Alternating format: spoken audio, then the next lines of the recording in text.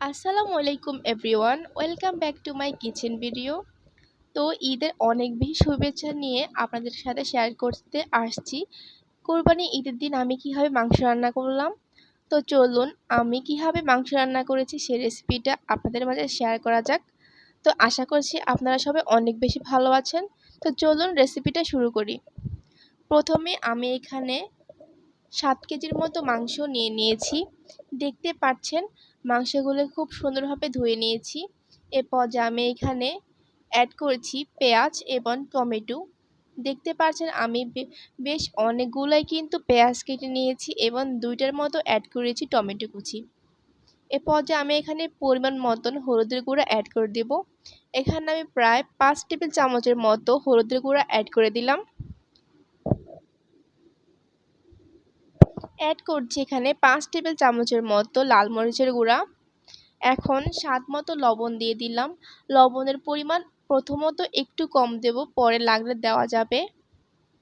এরপর যে আমরা এখানে অ্যাড করছি রসুন বাটা দেখতে পাচ্ছেন পরিমাণ মতন দিয়ে দিয়েছি। 7 কেজি মাংসতে কতটুকু রসুন লাগবে সেটা কিন্তু আমি চোখের আন্দাজে দিয়ে দিলাম। এরপর যে এখানে দিচ্ছি আদা বাটা। অবশ্যই কিন্তু গরুর মাংসের মধ্যে আদা একটু বেশি লাগে। তো দেখতে পাচ্ছেন এখানে আমি জয়ফল বাটা দিয়েছি 1 টেবিল চামচের মতো। গরম মশলা বাটা দিচ্ছি এখানে পরিমাণ মতো, দেখতে পাচ্ছেন।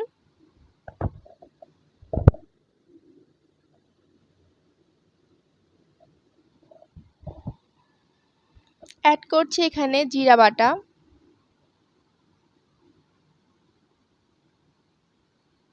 তো সবগুলো মশলা আমি চোখের আন্দাজে দিয়ে দিলাম। এ পর্যায়ে অ্যাড করছি অনেকগুলো তেজপাতা। আজকে গরুর মাংসের মশলার মধ্যে আমি অ্যাড করব রেডিমিক্স রাঁধুনি গরুর মাংসের মশলা, যেটা দিলে কিন্তু গরুর মাংসের স্বাদ একদমই অন্যরকম হয়ে যায়। তো আপনারা চাইলে এটা ইউজ করতে পারেন কিংবা স্কিপও করতে পারেন। যারা কিনা একটু ভিন্ন স্বাদের কালার কিংবা স্বাদ আনতে চান তারা কিন্তু এটা মিক্স করতে পারেন। তো এটা কিন্তু যে কোনো চুপা শপে ইজিলি পাওয়া যায়। তো এখন আমি এখানে আরও 2 টেবিল চামচের মতো গরম মশলা গুঁড়া দিচ্ছি। এটাও কিন্তু রাঁধুনি। অ্যাড করলাম এখানে 2 টেবিল চামচের মতো ধনিয়ার গুঁড়া।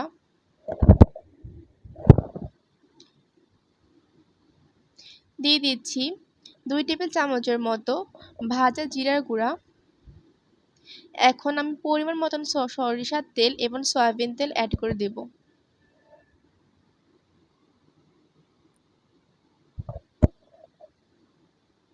এ পর্যায়ে আমি এখানে 2 থেকে 3 টেবিল চামচের মতো ঘি দিয়ে দিচ্ছি। তো ঘিটা কিন্তু অবশ্যই দেওয়ার চেষ্টা করবেন, অনেক সুন্দর একটা ফ্লেভার আসে ঘিটা দিলে। তো এ পর্যায়ে আমরা এটাকে হাতের সাহায্যে খুব ভালো মতো মিক্স করে নিব। তো এরই মাঝে আমি কিছুটা টেস্টিং সল্ট দিয়ে দিলাম। দেখতে পাচ্ছেন সবগুলো মশলা খুব ভালো মতো মিশিয়ে নিচ্ছি। তো মাখানো গরুর মাংস এভাবে যতক্ষণ বেশি মাখাবেন ততই কিন্তু মাংসের স্বাদ বেড়ে যাবে। দেখতে পাচ্ছেন উপর নিচ করে করে সবগুলো মশলা খুব ভালো মতো প্রতিটা লেয়ারে কীভাবে মাখিয়ে দিচ্ছি। তো চেষ্টা করবেন এভাবে খুব ভালো মতো মিশিয়ে নেওয়ার জন্য। এ পর্যায়ে আমরা এটাকে চুলায় বসিয়ে দিয়েছি। দেখতে পাচ্ছেন যেহেতু বড় পাতিল তাই আমরা চারপাশে ইট দিয়ে মাঝখানে আগুন জ্বালিয়ে দিচ্ছি, যেন পাতিলের পুরোটায় তলায় আগুন খুব ভালো মতো লাগে এবং প্রপারলি মাংসটা রান্না করা হয়। তো দেখতে পাচ্ছেন এরই মাঝে কিন্তু মাংসের মধ্যে সামান্য পরিমাণে বলক আসতে শুরু করেছে।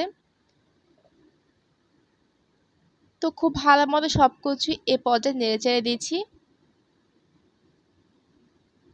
তো আজকে কিন্তু মাংসের পানিতে কিন্তু মাংস রান্না করা হবে। এই তো দেখতে পাচ্ছেন আমাদের মাংস কিন্তু অলমোস্ট রান্না করা হয়ে গেছে। একটু পানিও লাগেনি বাড়তি, সবগুলো কিন্তু মাংস থেকে পানি বের হয়েছে। মাশাআল্লাহ দেখতে পাচ্ছেন কালারটা কত বেশি সুন্দর আসছে, খেতেও অনেক বেশি মাশাআল্লাহ খুব ভালো লেগেছে। তো কোরবানির ঈদের দিন কিন্তু মাংস রান্না যেমনই করেন না কেন খেতে কিন্তু দারুণ বেশি মজা হয়। এখানে কিন্তু আমি সব ধরনের মাংস, হাড়দি, কলিজা সব কিছু অ্যাড করেছি। তারপর রান্না করেছি। দেখতে পাচ্ছেন কালারটা কত বেশি সুন্দর আসছে। তো কথা না বাড়িয়ে আজকের জন্য এখানেই বিদায় নিচ্ছি। তো ভিডিওটি কেমন লেগেছে অবশ্যই কিন্তু কমেন্ট করে জানাতে ভুলবেন না। সবাই অনেক বেশি ভালো থাকবেন। আল্লাহ